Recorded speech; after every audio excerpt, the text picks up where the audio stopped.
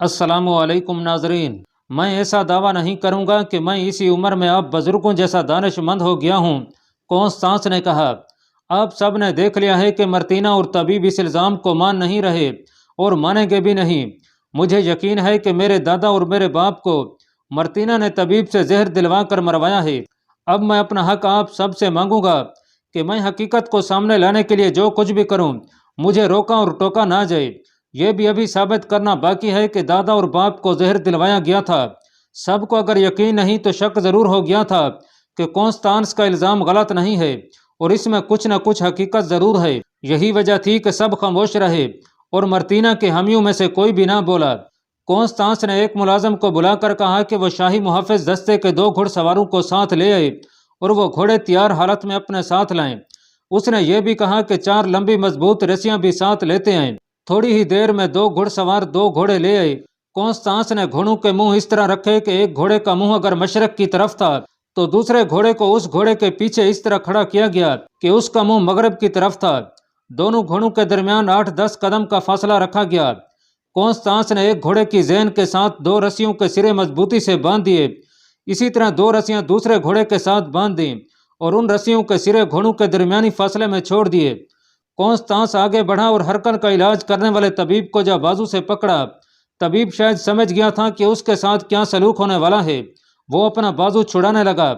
Constance ने उसे जोर से झटका दिया और खींचता हुआ दोनों घोड़ों के दरमियान ले गया। फिर उसने अपने हाथों से एक रस्सी का सिरा तबीब की एक कलाई के साथ मजबूती से बांध दिया, दूसरी रस्सी का सिरा तबीब के टखने से बांध दिया। इसी तरह उसने दूसरे घोड़े के साथ बंधी हुई रस्सियों में से एक का सिरा तबीब की कलाई के साथ और दूसरी रस्सी का सिरा टखने के करीब उसकी टांग के साथ बांध दिया। घुड़सवारों से कहा कि वह घोड़ों पर सवार हो जाएं। अब तुम मेरे इशारे का इंतजार करना। घोड़ों पर सवार होने के बाद कॉन्स्टांस ने सवारों से कहा कि मैं जब हाथ ऊपर करके नीचे करूं तो तुम दोनों घोड़ों को एड़ लगा देना। तबीब दोनों घोड़ों के दरमियान बंधा खड़ा था। इतनी सी बात तो वो समझ सकता था कि दोनों घोड़े जब इस तरह दौड़ेंगे कि एक का रुख मशरक को और दूसरे का मगरब को है तो उसके बाजू और उसकी टांगें जो रस्सियों से घोड़ों के साथ बंधी हैं उसके जिस्म से अलग हो जाएंगी और यह भी हो सकता है कि उसकी टांगें जब दाएं और बाएं खींचेंगी तो उसका जिस्म 2 हिस्सों में कट जाएगा। बहुत बुरी मौत मरोगे।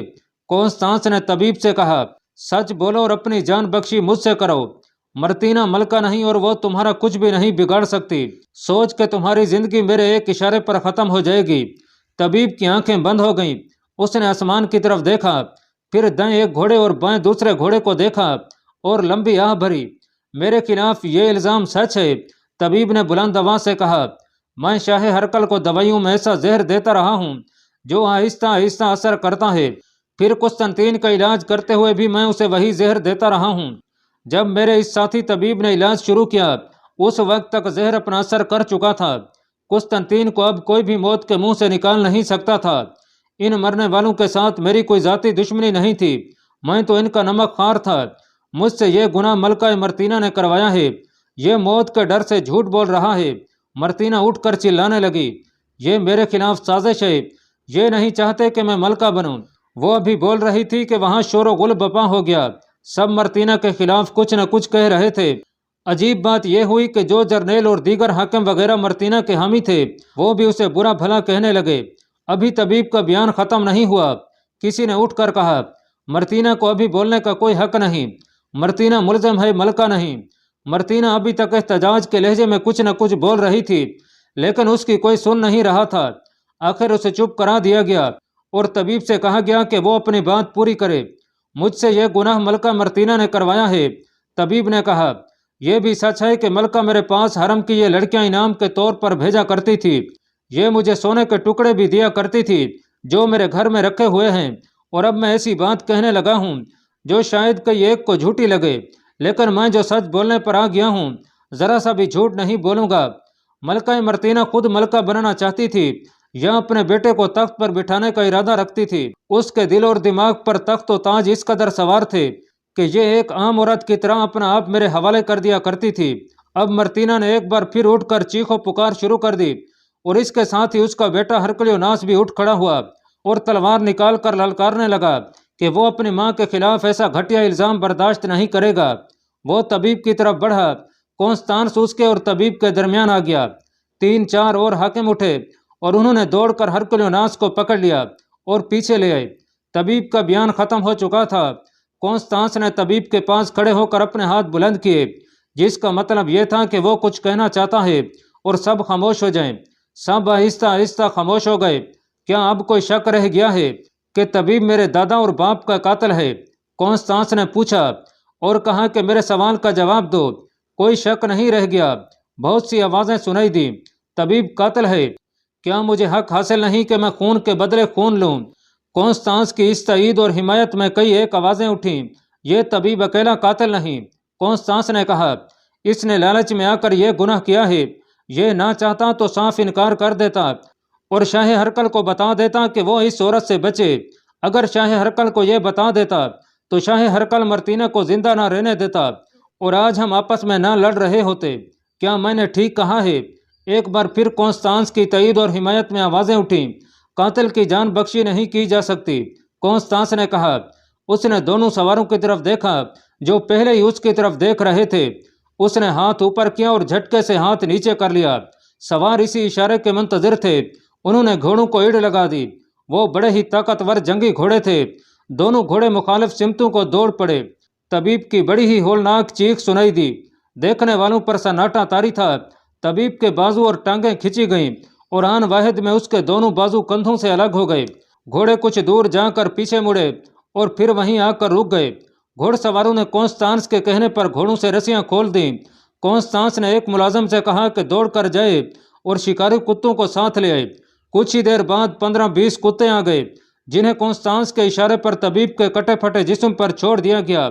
उस वक्त कुस्तनतीन की लाश महल के अंदर एक कमरे में पड़ी थी और महल के बाहर एक किस्म की अवामी अदालत लगी हुई थी, जिसने हरकल और कुस्तनतीन के कातिल तबीब को ऐसी सजा दी कि उसका नामो निशान ही मिटा डाला था। मर्तीना को ऐसी सजा नहीं दी जा सकती थी क्योंकि वो बादशाह की बीवी थी और मलका कहलाती थी। शाही खानदान को तो वैसे भी कत्ल माफ थे। हरकल ने तो मिस्र में अपनी रियाया को बेदर्दी से कत्ल करवाया था, लेकिन यहाँ मामला कुछ और हो गया था। मर्तीना रियाया में से कितने ही आदमी कत्ल करवा देती, कोई उससे बात परस ना करता, लेकिन उसने एक बादशाह को और बादशाह के बेटे को कत्ल करवाया था। वहाँ जो फौजी और शहरी शख्सियात मौजूद थीं, उन्होंने मर्तीना के इस जुर्म को नज़रअंदाज न किया। मर्तीना बड़ी ही ढीठ फितरत औरत थी। वो अब भी कह रही थी कि उसके खिलाफ साजिश की गई है और तबीब को डरा धमका कर उससे यह बयान दिलवाया गया है। मर्तीना को दुख तो यह देख कर हो रहा था कि उसके जो हामी जर्नेल वगैरह थे और जो उसकी हिमायत में मरने मारने पर उतर आते थे, वो उसका साथ छोड़ गए थे और उसकी हिमायत में एक भी लफ्ज नहीं कह रहे थे। मिस्र में एक किलाबंद शहर नक्यूस हुआ करता था। उस शहर का रहने वाला एक मशहूर तारीख नवीस हो गुजरा है जिसका नाम हन्ना था। उसने अक्सर वाक़यात पूरी तफसील से लिखे हैं। दूसरे तारीख नवीस उसके हवाले दिया करते हैं। उसने लिखा कि मर्तीना को यह सज़ा दी गई कि वहाँ जो लोग मौजूद थे उन्होंने फैसला दे दिया कि मर्तीना को मलका नहीं बनने दिया जाएगा और मर्तीना रूम के तख्त व ताज को जहन से उतार दे। हन्ना नकवी की तहरीर के मुताबिक मर्तीना उस वक्त खामोश हो गई, लेकिन वो खामोश रहने वाली औरत नहीं थी। उसकी ज़्यादातर कार्रवाइयाँ पुरअसरार और ज़मीन दोज हुआ करती थीं। अगर यह सारा वाक़या जर्नेलों और शहरी इंतज़ामिया के अफसरों तक ही महदूद रहता तो सूरत हाल संभल सकती थी, लेकिन कुस्तनतीन की मौत का बायस अवाम से छुपा ना रह सका। तबीब को जिस जलमाना तरीके से सजाए मौत दी गई थी वो महल के अंदर या दूर कहीं जंगल में नहीं दी गई थी।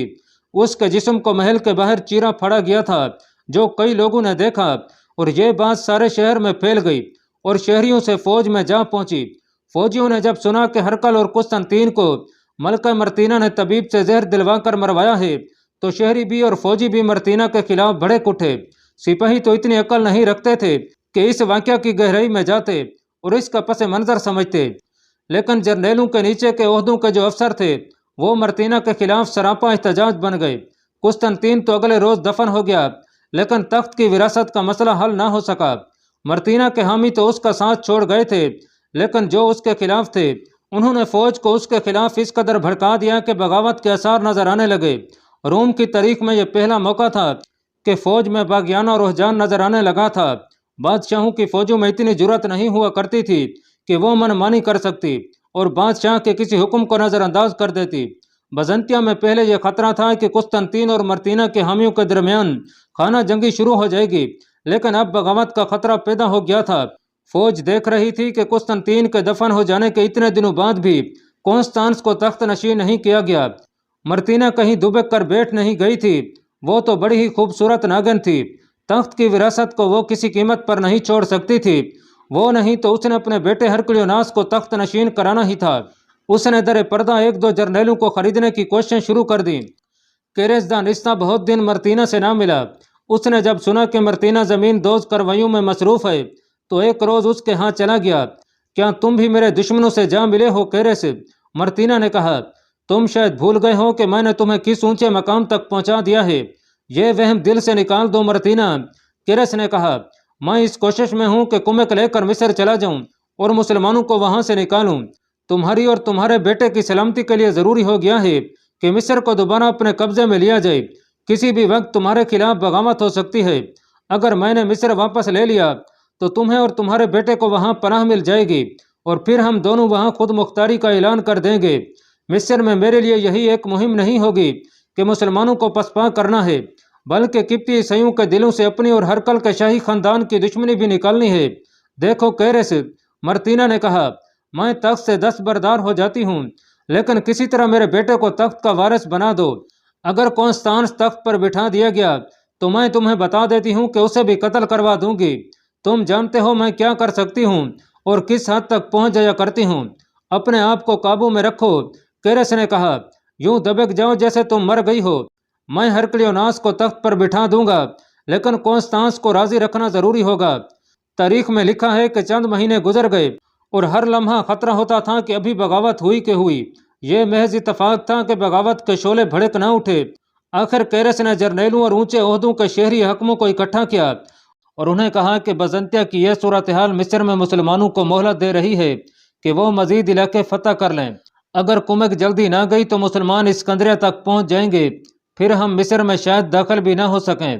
केरेस सब पर जोर दे रहा था कि तख्त की विरासत का तनाज़ा बहुत जल्दी तय हो जाना चाहिए। केरेस ने यह भी कहा कि मर्तीना के मुतालिक हमें किसी खुश फहमी में मुब्तला नहीं होना चाहिए कि वो डर कर गोशा नशीन हो गई है। वो किसी भी वक्त दर पर्दा को नया फितना खड़ा कर सकती है। केरेस ने यह मशवरा दिया कि उसके बेटे हरकुलियोनास को और कॉन्स्टांस को भी तख्त नशीन कर दिया जाए।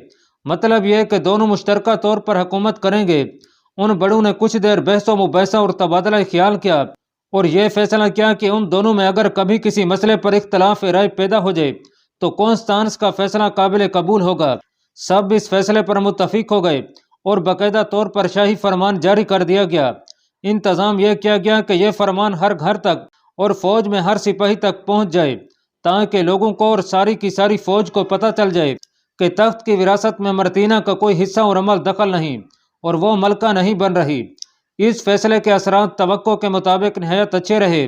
बगावत का खतरा टल गया और अब कुमक के लिए फौजियों ने खुद ही मुतालबा शुरू कर दिया कि उन्हें मिस्र भेजा जाए। दूसरा फैसला यह हुआ कि कुमक केरेस ले जाएगा। जर्नैल तो साथ थे, लेकिन केरेस को इस कुमक की कमान दे दी गई थी। तारीख में इस कुमक की सही नफरी नहीं लिखी गई, सिर्फ यह लिखा है कि केरेस भारी तादाद में कुमक लेकर मिस्र को रवाना हो गया। इन दस्तों के अलावा केरेस अपने साथ रहबों और मुबल्लिगों को भी एक जमात ले गया था जो सैकड़ों की तादाद में थे। केरेस को मिस्र जाकर एक तो फौजी महाज पर लड़ना था और दूसरा महाज मजहब का था।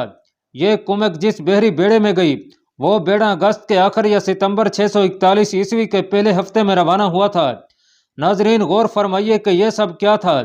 क्या मुसलमानों ने कोई जादू कर दिया था कि हरकल के खानदान में इतना बड़ा वाक़या हो गया कि हरकल और उसके जर्नैल बेटे को उनके अपने तबीब ने जहर देकर मार डाला था और पीछे तख्त व ताज की विरासत का ऐसा तनाज़ा उठा कि घर के अफराद एक दूसरे के दुश्मन हो गए और उनकी नज़रें मिस्र से हट गईं जहां मुसलमान फतुहात हासिल करते जा रहे थे। तारीख हैरत का इजहार करती है कि इतने कलील मुजाहिदीन इस्लाम ने इतनी बड़ी ताकत को इस हाल तक बल्कि इस बदहाली तक पहुंचा किस तरह दिया। इस सवाल का जवाब कुरान मजीद में मिलता है। सूरह आराफ में अल्लाह ताला का फरमान है कि हर कौम के लिए मोहलत की एक मुद्दत मुकर्रर है। जब किसी कौम की यह मुद्दत पूरी हो जाती है तो उसकी तबाही में एक सांस बराबर भी देर नहीं होती। अय बनी आदम, तुम्हारे पास तुम में से ही रसूल हैं और तुम्हें मेरी आयात सुनाएं, तो याद रखो जो कोई उन आयात की नाफरमानी से बचेगा और अपनी इस्लाह करेगा उसे ना कोई खौफ होगा और ना रंज। अल्लाह तबारक व तआला ने यह भी फरमाया है कि तुम अपनी इस्लाह नहीं करोगे اور میری آیات کی نافرمانی کرتے رہو گے تو تمہاری جگہ وہ قوم آ کر لے گی جو تم سے بہتر ہوگی۔ یہ ہے اصل جواب کہ ہرکل اور اس کی اتنی وسیع اور طاقتور سلطنت کو ایسا عبرتناک زوال کیوں آیا۔ عمرو بن عاص کو جاسوسوں کے ذریعے معلوم ہو چکا تھا کہ بزنطیہ کے شاہی محل میں کیا ہو رہا ہے اور ابھی کمک کے آنے کا کوئی امکان نہیں، لیکن اس کا یہ مطلب نہیں تھا کہ مصر میں رومی فوج تھوڑی تھی۔ مجاہدین اسلام نے اس فوج کو بہت جانی نقصان پہنچایا تھا، پھر بھی اس فوج کی نفری مجاہدین کی نسبت 3 گنا زیادہ تھی۔ بابلیون فتح کر کے عمرو بن عاص نے امیر المومنین حضرت عمر رضی اللہ تعالیٰ عنہ کے نام پیغام لکھوا کر قاصد کو اسی وقت مدینہ روانہ کر دیا تھا۔ مصر تو امیر المومنین کے ذہن اور اعصاب پر سوار رہتا تھا۔ انہیں احساس تھا کہ عمرو بن عاص کے ساتھ لشکر بہت تھوڑا ہے اور ہر لڑائی میں اس کی نفری کم ہو جاتی ہے۔ امیر المومنین نے اپنے آپ کو اس خوش فہمی میں کبھی مبتلا نہیں کیا تھا کہ مجاہدین نعرہ تکبیر بلند کریں گے اور دشمن بھاگ جائے گا۔ وہ اپنے خطبوں میں اللہ تعالیٰ کا یہ پیغام سب تک پہنچاتے رہتے تھے کہ تمہیں وہی ملے گا جس کی کوشش کرو گے۔ وہ تو مجاہدین جانوں کی بازی لگا کر رہے تھے اور امیر المومنین کمک اکٹھی کرنے میں لگے رہتے تھے۔ امیر المومنین کی بے تابی اور بے چینی کا یہ عالم تھا کہ ہر وقت قاصد کے انتظار میں رہتے تھے۔ کچھ دن گزر جاتے تو شہر سے نکل کر اس راستے پر چلے جاتے جس راستے سے قاصد آیا کرتے تھے۔ انہیں پیغام مل چکا تھا کہ اب مجاہدین ایک ایسے شہر کو محاصرے میں لے رہے ہیں جس کا دفاع بلا شک و شبہ ناقابل تسخیر ہے اور جس کے اندر بہت بڑی فوج موجود ہے۔ امیر المومنین باہر نکل گئے۔ اس روز تو وہ اس قدر بے قرار تھے کہ اپنے آپ پر قابو پانا مشکل ہو رہا تھا۔ انہیں اپنے اندر سے کچھ ایسے اشارے مل رہے تھے جیسے آج قاصد آ ہی جائے گا۔ چلتے چلتے امیر المومنین خاصا آگے نکل گئے اور دور افق پر انہیں یوں گرد اڑتی نظر آئی جیسے کوئی گھڑ سوار یا شتر سوار آ رہا ہو۔ امیر المومنین اور تیز چل پڑے۔ کچھ دیر بعد انہوں نے دیکھا کہ اس گرد میں لپٹا ہوا ایک گھڑ سوار آ رہا ہے۔ امیر المومنین کے قدم اور تیزی سے اٹھنے لگے۔ آخر سوار قریب آ گیا اور امیر المومنین کو دیکھ کر اس نے گھوڑے کی لگام اتنی زور سے کھینچی کہ گھوڑے نے چاروں پاؤں زمین پر جما دیے اور چند قدم پاؤں گھسیٹتا آیا۔ یا امیر المومنین، گھڑ سوار نے کود کر اترتے ہوئے کہا، بابلیون مبارک ہو، سپہ سالار عمرو بن عاص کا پیغام لایا ہوں۔ امیر المومنین وہیں رکے رہے، ہاتھ اوپر اٹھائے اور آسمان کی طرف دیکھ کر کہا، یا اللہ تیری ذات باری کا شکر ادا کرتا ہوں۔ پھر انہوں نے قاصد سے پیغام لیا اور یہ پڑھتے ہوئے واپس چل پڑے۔ قاصد گھوڑے کی لگام پکڑے ان کے ساتھ ساتھ چلتا آ رہا تھا۔ امیر المومنین کے چہرے پر فتح و نصرت اور مسرت کی سرخی آ گئی تھی۔ شہر میں داخل ہو کر اعلان کرتے آئے کہ مصر سے پیغام آیا ہے، سب مسجد میں آ جائیں۔ مسجد ایک مرکز ہوا کرتا تھا جس میں لوگوں کو اکٹھا کر کے اچھے برے پیغامات سنائے جاتے اور قومی اور ذاتی مسائل حل کیے جاتے تھے۔ مجلس مشاورت بھی مسجد میں ہی بیٹھ کر امور و معاملات پر بات چیت اور فیصلے کیا کرتی تھی۔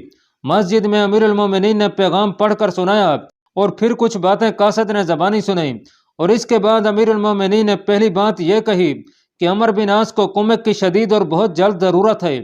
انہوں نے یہ بھی بتایا کہ بابلیون کی فتح کوئی آسان کام نہیں تھا اور پھر بابلیون کی اہمیت بتائی، اور پھر کہا کہ اب مجاہدین اور ہی زیادہ دشوار صورتحال میں جا رہے ہیں۔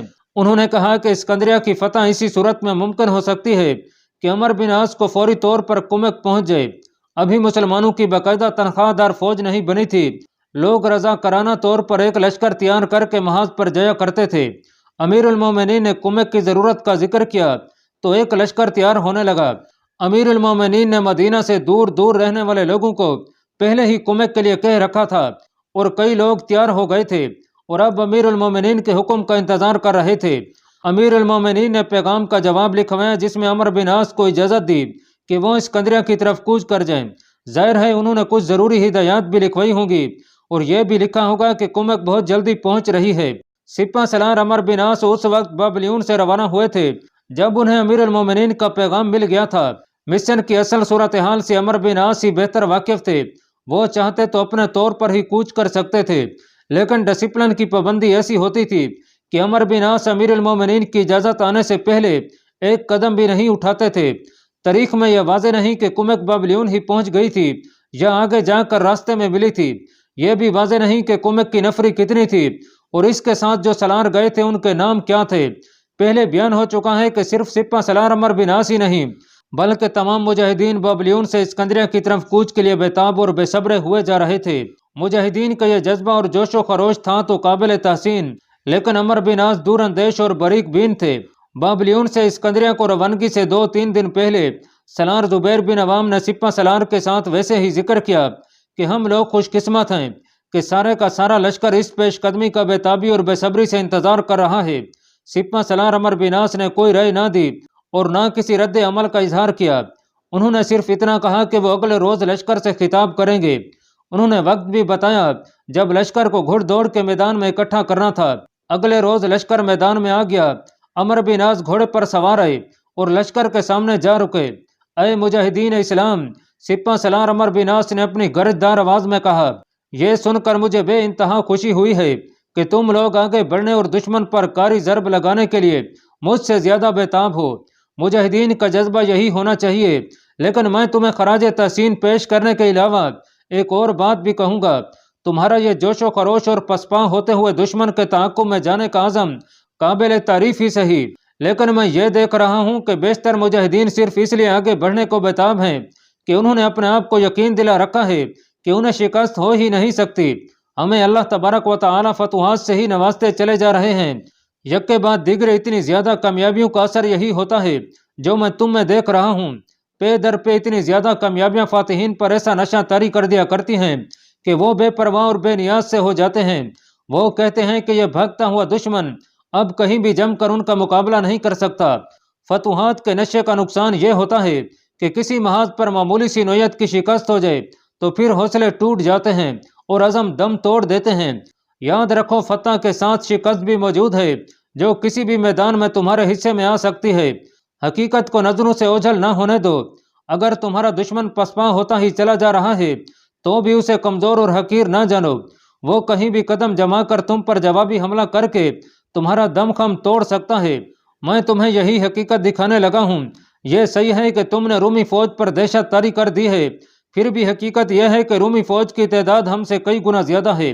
मैं तुम्हें बताता हूँ कि रूमी फौज के जर्नैल अपनी इतनी बड़ी फौज को दानिशमंदी से लड़ा नहीं सके। इस फौज में कुछ दस्ते ऐसे भी हैं जो अभी तक मैदान में नहीं आए। न उन्होंने तुम्हारी शुजात देखी है, न अपनी शुजात तुम्हें दिखाई है। उनके किसी भी जर्नैल ने सोच लिया कि इतनी ज्यादा फौज को सही तरीके से लड़ाया जाए तो हम इतने थोड़े हैं कि हमारे लिए जिंदगी और मौत का मसला बन जाएगा। ये भी याद रखो कि हमें कुमक तो मिल रही है लेकिन इतनी नहीं जितनी दरकार है। हमारे मुकाबले में रोमियों के लिए बहुत बड़ी कुमक आ रही है। मैं इस कोशिश में हूँ कि उस कुमक के पहुँचने तक हम इस्कंदरिया पहुँच जाएं। लेकिन जहन में रखो कि यह ज़मीन दुश्मन की है जिसका वो आदी और अशना है। हमारे लिए यह ज़मीन अजनबी और हम इस ज़मीन के लिए अजनबी हैं। इसमें कोई शक नहीं कि बाबलियून नाकाबिल तस्खीर कलाबंद शेर था, लेकिन तुमने उसे फतह कर लिया है। इसकी वजह सिर्फ यह थी कि बाबलियून में जो फौज थी और उसके जो जर्नैल थे वो सब इस खुशफहमी में मुब्तला हो गए थे कि इस शहर को कोई दुश्मन फतह ही नहीं कर सकता, कि यह तो उन्होंने सोचा भी नहीं था कि इतने थोड़े मुसलमान बाबलियून पर कब्जा कर लेंगे। इस खुशफहमी में मुब्तला होकर वो दिफा से बेनियाज हो गए। ऐसे ही अगर तुमने अपने आप को इस खुशफहमी में मुब्तला रखा कि तुम्हें कहीं भी शिकस्त का सामना हो ही नहीं सकता तो फौरन इस खुशफहमी से निकल आओ। हम जो जो आगे बढ़ते जा रहे हैं हमारे लिए मुश्किलात और दुश्वारियों में इजाफा होता चला जा रहा है।